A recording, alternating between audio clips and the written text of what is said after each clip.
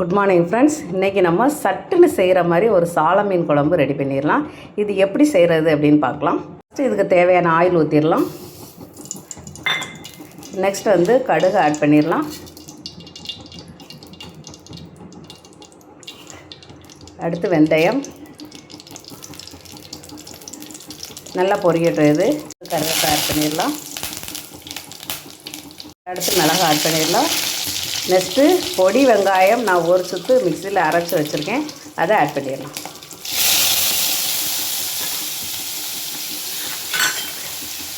இதை நல்லா கிளறி வைக்கலாம்.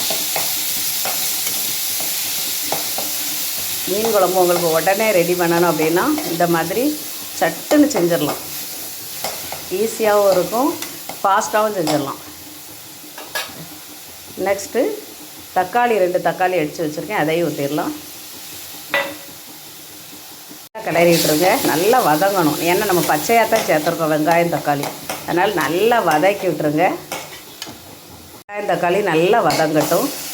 இந்த ஸ்டேஜில் இதுக்கு கொஞ்சம் எண்ணெய் நம்ம நல்லெண்ணெய் ஊற்றிக்கிடலாம். மீன் குழம்புக்கு நல்லெண்ணெய் தான் ஊற்றணும். நல்லெண்ணெய் ஆட் பண்ணிடலாம்.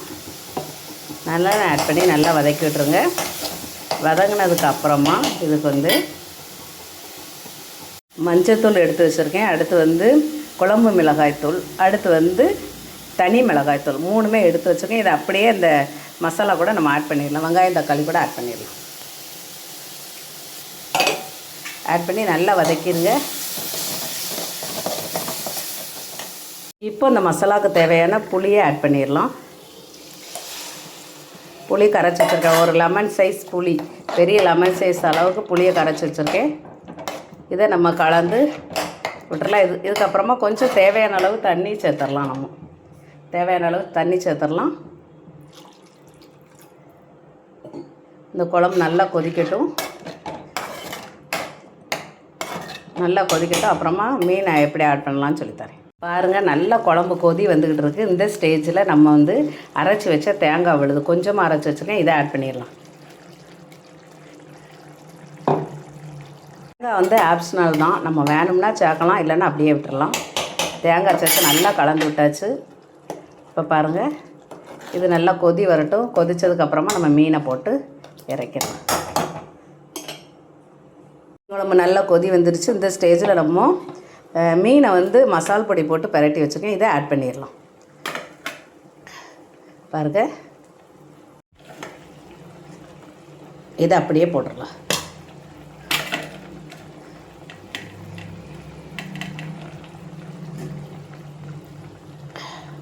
மீனை ஆட் பண்ணியாச்சு.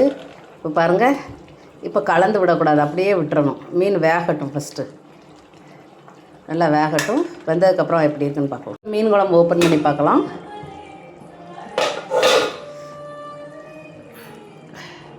பாருங்கள், சுவையான டேஸ்டியான சட்டுன்னு வைக்கக்கூடிய சால மீன் குழம்பு. பாருங்கள்,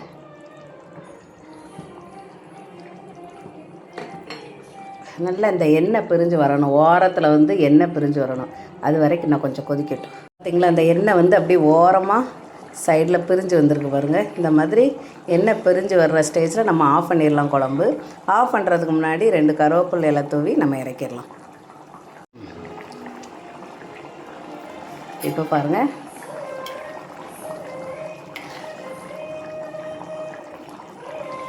மீன் குழம்பு அழகாக ரெடி பண்ணியாச்சு.